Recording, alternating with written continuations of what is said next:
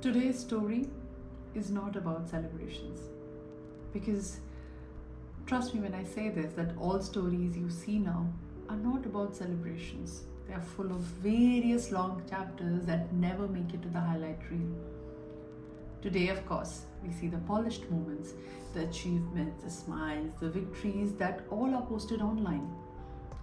But behind every radiant picture is a part of a story which we do not get to see. Mine certainly was not a celebration. It was a story woven with struggles, self-doubt, and a lot of healing. I was born into an armed forces family, which definitely meant a life of constant change and movement. Every 2 years, we packed up our lives and left behind everything we had just started to call home. New place, new schools, unfamiliar accent, a fresh set of faces, and the quiet pressure to fit in. And you have to fit in quick. So, growing up as an army kid, I definitely learned how to adapt quickly. But no one taught us how to grieve.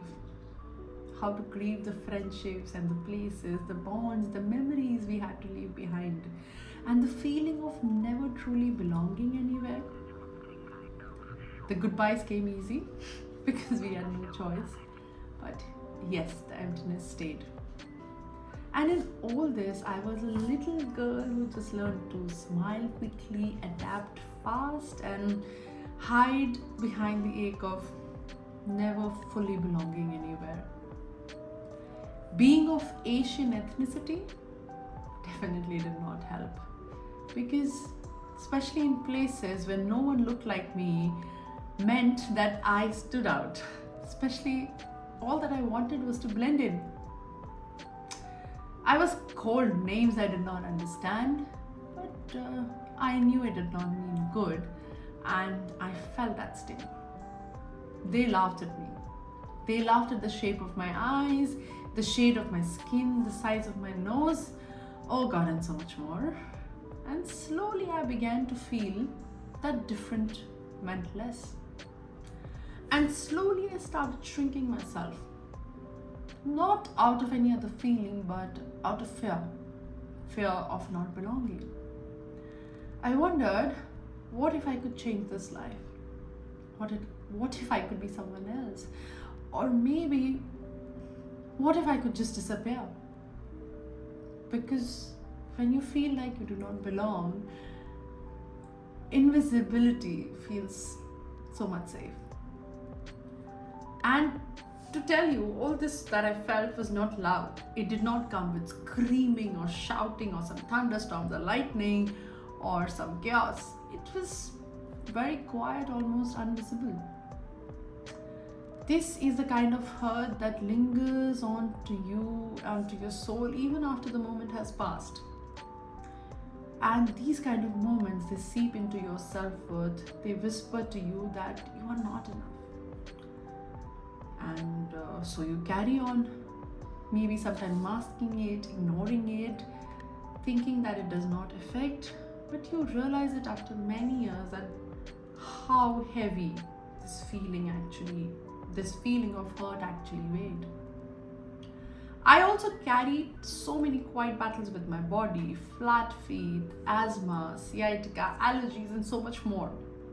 These struggles since my young age kept me on sidelines more often than not. While other children ran freely, I saw them. I learned early that what it meant to live with limitation, be it physical, at that point of time, but I felt that. And the frustration, the loneliness, the physical incapability, and the sense of being different settled very deep down inside me. And when you are young, being different feels like a punishment. And slowly all these differences started to weigh on me, that how I saw myself shaping my self-worth in ways that time I did not even fully understand. I smiled through the pain. I worked hard. I really worked hard. And I knew that I need to achieve, I need to be the best, because the achievements were like my armor, because I thought that if I was the best, No one will question me, no one will see my pain, my tears, or my cracks. Because I became the person that everyone needed me to be. The society wanted to mold me into, to fit into the expectations, and I lost the sight that who I truly was or who I could be. And somewhere along the line, along with my achievements, I thought that love is also achievement and it has to be earned and I have to prove my worth to be chosen. And because of that, I allowed some people to chip away at my spirit, to spoil my kindness, because I thought that being needed is the same as being loved. I stayed in a toxic relationship far longer than I should have. Definitely not out of love, but out of fear. Fear that without him, maybe I was nothing, that I was not enough on my own, because I was constantly made to feel so. And realize that when your self-worth is tied to someone because they benefit from your silence, your healing becomes impossible.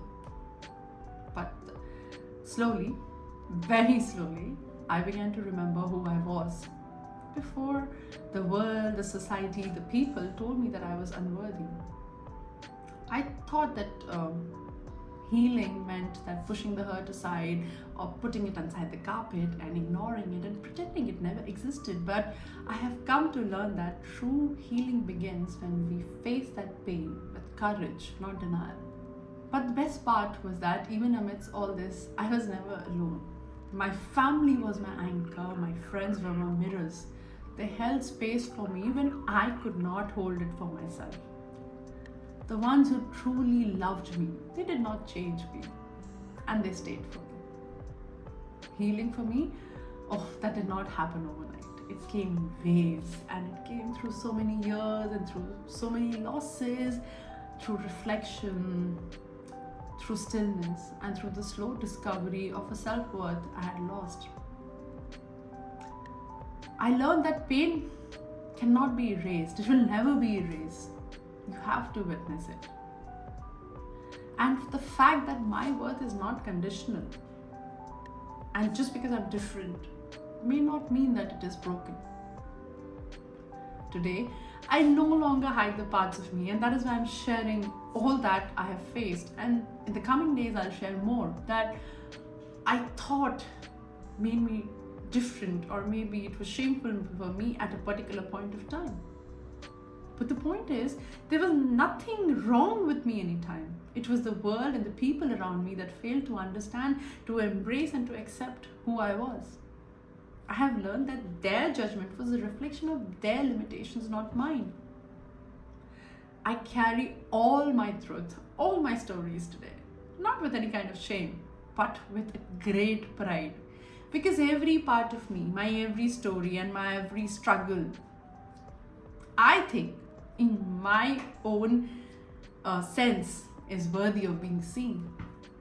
I honor that little girl who was me someday, who kept going, even when she did not know how and she did not know why. And I speak now not because I have all the answers, but because I know that silence does not equal to victory. All of you out there, if you ever felt that you did not belong, your voice, your skin, your stories did not belong or made you feel any less, remember, you're not alone.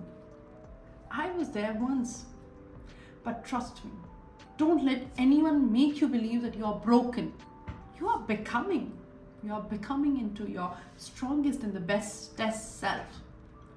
And even if you're still on the path of healing, which I feel I still am, I want you to know every scar, every story of yours holds such a deep meaning. Your voice is your power, and you, just as you are so whole. Thank you today, everyone, for holding this space, for listening to my little piece of a story, which I will share more in the coming days. If this and these little words what I said touched your heart, I hope you will share it with someone who needs a little more light today in their lives. And I promise that I'll keep on sharing this light. I'll keep on nurturing this space where all of us can be seen, held, and all of us can believe that together we can begin again.